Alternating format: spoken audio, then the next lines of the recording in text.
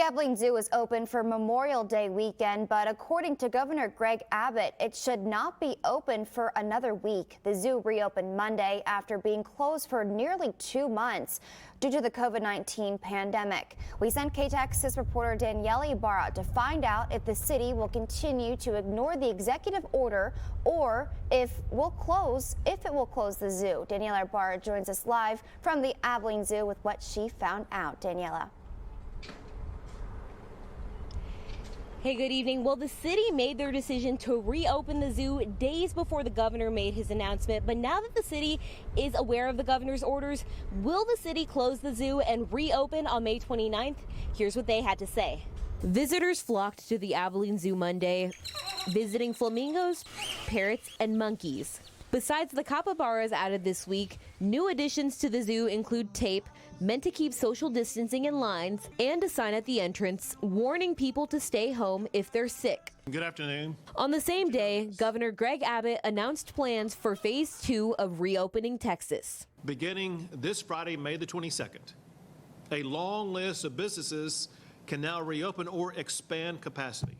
Included on that list, zoos, which can operate with 25% of their normal capacity. But here's where it gets confusing. If you go to the governor's website, it says that zoos, aquariums, and natural caverns are allowed to open on May 22nd.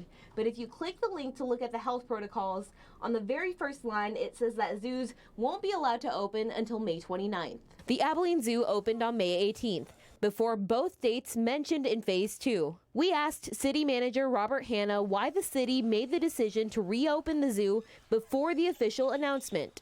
In a statement, Hanna says the governor's executive order for Phase 1 of reopening the state seemed to allow local governments to make decisions on their own facilities. The Abilene Zoo is a city facility, so since there was no mention of zoos, the city decided to reopen. The zoo is funded by taxpayers, so Hanna says since it can be visited in a safe and healthy way, it should be open for those who help fund it. If you don't want to visit the animals for your health, Hanna adds you are under no obligation to visit. In the 2 months it was closed, the zoo says it lost $800,000. That includes our ticket sales, purchases in the gift shop, in the concession stands, those train rides, carousel rides. We asked Hanna if the city planned to keep the zoo open, despite the governor's directive to not reopen zoos until May 29th.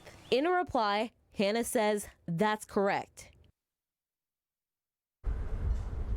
And we've reached out to the governor's office for comment, and we're still waiting to hear back from them. So for now, live from the Abilene Zoo, Danielle Ibarra, KTXS News.